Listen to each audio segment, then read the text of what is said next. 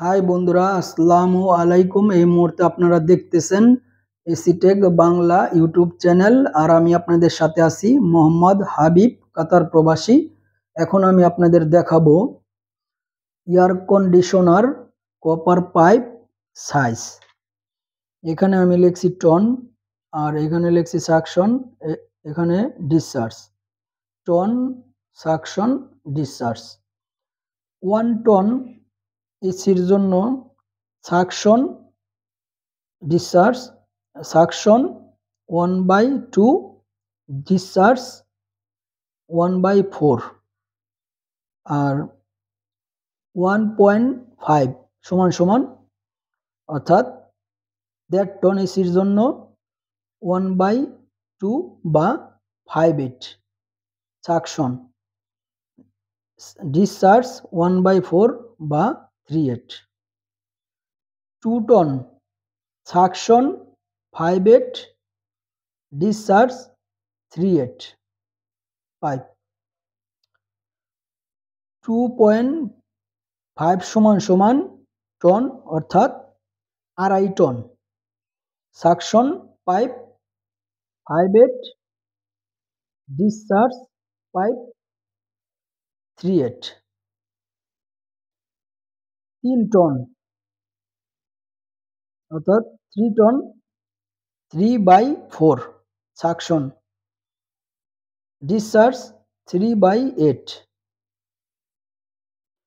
4 ton suction 3/4, discharge 3/8।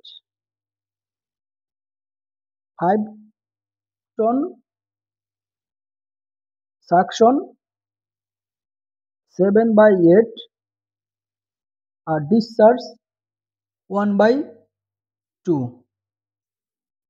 আর বন্ধুরা, আমার এই ভিডিওটা যদি আপনাদের একটু ভালো লেগে থাকে, অর্থাৎ আমার এই এয়ার কন্ডিশনার কপার পাইপ সাইজের যে ভিডিওটা, এটা যদি আপনাদের একটু ভালো লেগে থাকে, তাহলে স্ক্রিনশট দিয়ে রাখতে পারেন এবং আমার চ্যানেলটি সাবস্ক্রাইব করে পাশে থাকতে পারেন।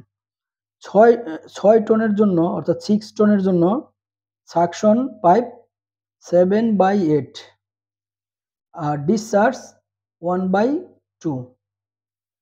7 টন 7/8 সাকশন, আর ডিসচার্জের জন্য 1/2 পাইপ ইউজ করবেন।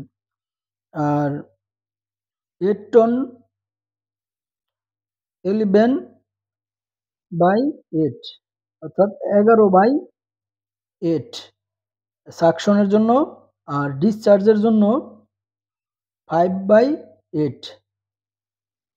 আর 9 টনের জন্য 11/8, অর্থাৎ 11/8, আর এটা সাকশনের জন্য, আর এটা 5/8 ডিসচার্জ লাইনের জন্য।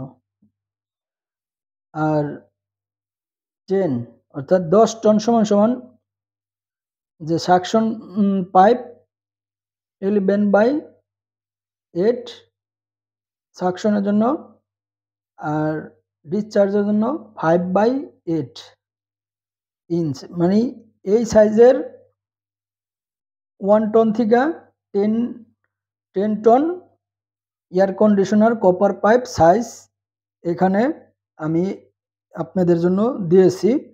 আর এটা আপনারা স্ক্রিনশট দিয়ে রাখতে পারেন, বা আমার চ্যানেলটি সাবস্ক্রাইব করে রাখতে পারেন। পরবর্তীতে ইনশাল্লাহ আপনাদের অনেক হেল্প হবে। আবারও বলতেছি বা রিকোয়েস্ট করতেছি বন্ধুরা, যদি আমার এই চার্টটি আপনাদের একটু ভালো লেগে থাকে, তাহলে চ্যানেলটি সাবস্ক্রাইব করে পাশে থাকবেন ইনশাল্লাহ। আসসালামু আলাইকুম।